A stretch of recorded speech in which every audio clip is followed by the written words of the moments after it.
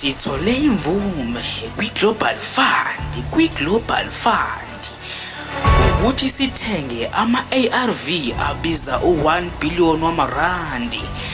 Lolu xhaso lokuqala oluphathekayo esilitholayo kwezempilo selokhu umengameli waseMelika umnumzane Donald Trump amisa uxhaso kuleli.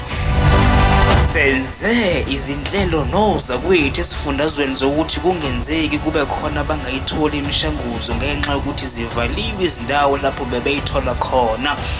Sifuna nokuthi abathatha le mishanguzo bathole izinyanga eziyisithupha ukuze bangezi njalo emtholampilo bayofuna imishanguzo.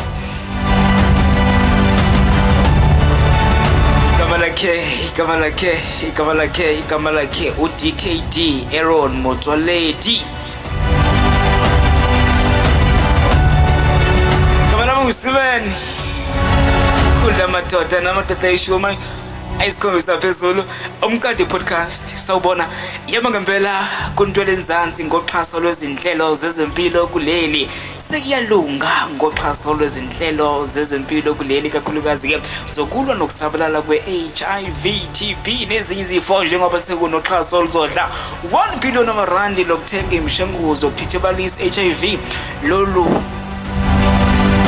xhaso luvela kwi-Global Fund kanti kusewuxhaso lokuqala lokusiza ezinhlelweni zokulwa naleli gciwane emva kokuba iMelika yahoxisa uxhaso lwayo lwezempilo.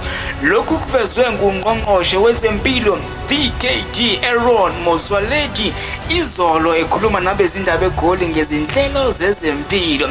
Uthe selokhu iMelika yanqamula uhlelo lwayo lokuxhasela kuleli ngaphansi kwe-PEPFAR ne-USAID. Bebelokhu bethembisa bazosiza kodwa kungekho okubambekayo.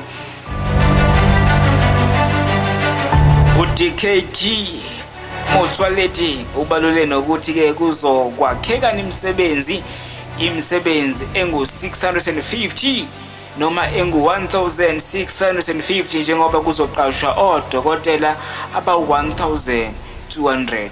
Uphawule kanje uthe sizoqasha abahlengikazi abangu-200 nabanye abasebenzi bezempilo abangu-250.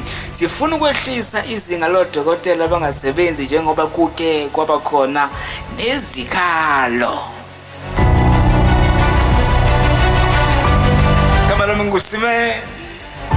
Madoda kula madoda namadoda ishuma isikhombisa phezulu lana umkade podcast semqadini. Ungesabi ukukhalaza nokubuza, asidibane kwi-comment section.